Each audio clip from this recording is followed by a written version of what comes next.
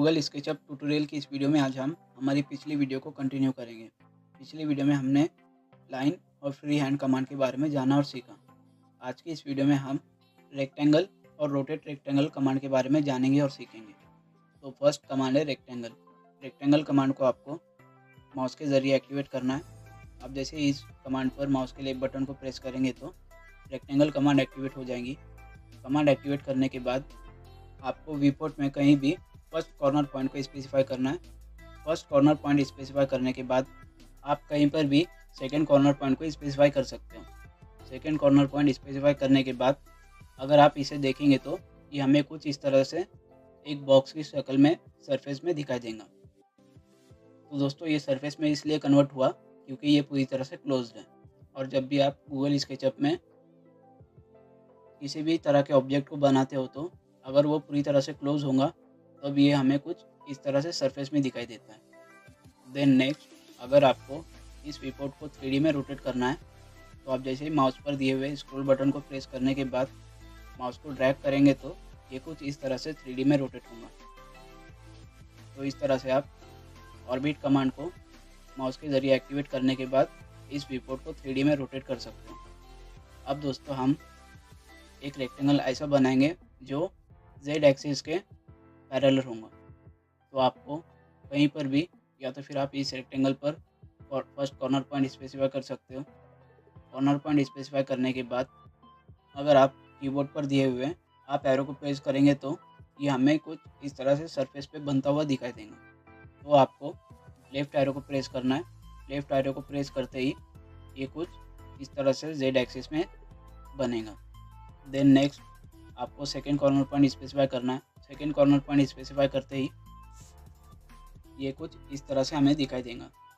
तो इस तरह से आप गूगल स्केचअप में जब भी कोई रेक्टेंगल बनाते हो तो उसके फर्स्ट और सेकंड कॉर्नर पॉइंट को स्पेसिफाई करते हुए उसे बना सकते हो। और दोस्तों आप अगर किसी भी तरह का रेक्टेंगल किसी भी एक्सेस में बनाएंगे तो आप जब भी रेक्टेंगल कमांड एक्टिवेट करने के बाद कोई एक्सिस या एरो प्रेस करेंगे तो जो भी आपने एरो प्रेस किया है उस एरो पर वो रेक्टेंगल कुछ इस तरह से बनेगा।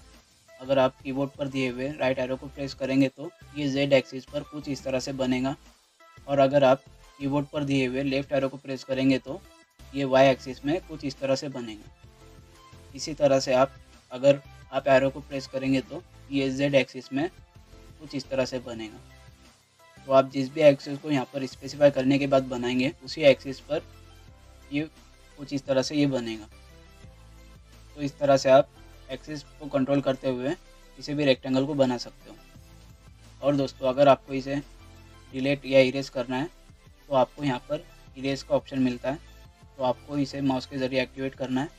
एक्टिवेट करने के बाद आप जब भी किसी ऑब्जेक्ट को सिलेक्ट करेंगे तो वो इरेज हो जाएगा।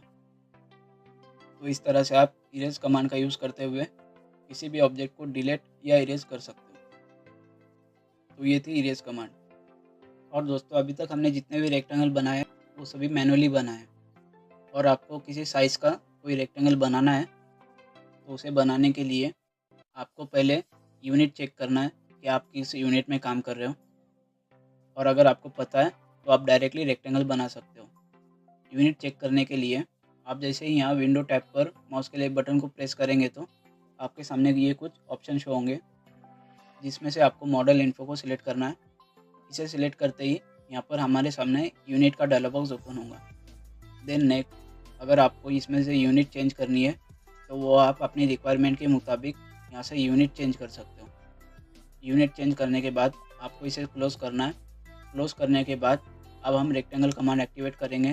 कमांड एक्टिवेट करने के बाद आपको फर्स्ट कॉर्नर स्पेसिफाई करना है। फर्स्ट कॉर्नर पॉइंट स्पेसिफाई करने के बाद अब हम यहाँ पर 200 बाय 200 का एक रेक्टेंगल बनाएंगे। तो आप जब भी कोई भी डायमेंशन टाइप करेंगे तो आपको यहाँ पर राइट साइड में नीचे की तरफ वो डायमेंशन शो होंगी। तो 200 बाय 200 का रेक्टेंगल बनाने के लिए आपको 200 टाइप करने के बाद कॉमा देना है। फिर से आपको 200 टाइप करना है। टाइप करने के बाद आपको इंटर प्रेस करना है।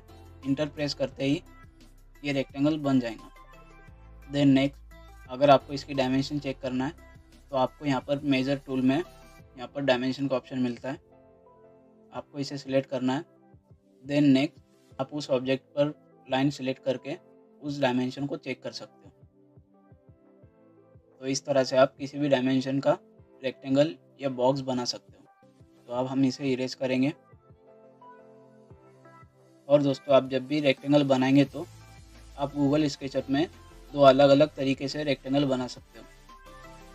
पहला, आप फर्स्ट कॉर्नर पॉइंट और सेकेंड कॉर्नर पॉइंट को स्पेसिफाई करके रेक्टेंगल बना सकते हो, और आप सेंटर और एंड कॉर्नर पॉइंट स्पेसिफाई करके भी रेक्टेंगल बना सकते हो। तो उसे बनाने के लिए आपको रेक्टेंगल कमांड एक्टिवेट करना है। Then next first corner point specify करना है।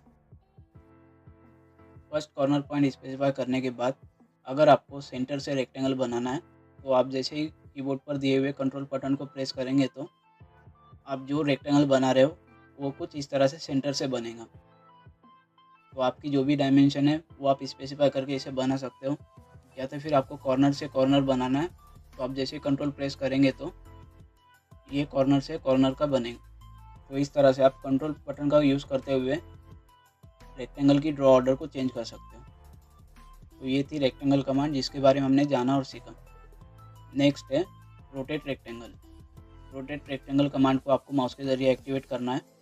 कमांड एक्टिवेट करने के बाद आपके माउस के साथ में कुछ इस तरह की डिग्री स्केल आपके माउस के साथ में चलेंगी। देन नेक्स्ट आपको वीपोर्ट में कहीं भी पॉइंट स्पेसिफाई करना है। पॉइंट स्पेसिफाई करने के बाद अब हमें वाई डायरेक्शन में इस रेक्टेंगल को रोटेट करते हुए बनाना है। तो आप जैसे ही कीबोर्ड पर दिए हुए लेफ्ट एरो को प्रेस करेंगे तो ये रेक्टेंगल वाई एक्सिस में कुछ 360 डिग्री में रोटेट होगा। देन नेक्स्ट आप अपने रिक्वायरमेंट के मुताबिक किसी भी एंगल, जो आपको एंगल चाहिए उस एंगल को स्पेसिफाई करके इसे बना सकते हो, या तो फिर आप माउस के ज़रिए इसे मैनुअली सेट कर सकते हो। आप जैसे ही इसे मैनुअली माउस के ज़रिए सेट करेंगे तो ये हमें कुछ इस तरह से दिखाई देंगे। देन नेक्स्ट अब हम एक रेक्टेंगल ऐसा बनाएंगे जो एक एक्सिस में रोटेट है। तो उसे बनाने के लिए आपको फिर से पॉइंट स्पेसिफाई करना है। देन नेक्स्ट कीबोर्ड पर दिए हुए राइट एरो को प्रेस करते ही ये कुछ इस तरह से एक एक्सिस में रोटेट होगा। तो आप अपनी रिक्वायरमेंट के मुताबिक एंगल स्पेसिफाई कर सकते हो, या तो फिर आप इसे मैनुअली कहीं पर भी पॉइंट स्पेसिफाई करके इसे बना सकते हो। तो ये थी रेक्टेंगल कमांड और रोटेट रेक्टेंगल कमांड, जिसके ज़रिए आप किसी भी तरह का रेक्टेंगल बना सकते हो, और रोटेट रेक्टेंगल कमांड के ज़रिए आप किसी भी एंगल में इसे रोटेट करते हुए बना सकते हो। तो आज की इस वीडियो में बस इतना ही। मिलते हैं आपसे अगली वीडियो में।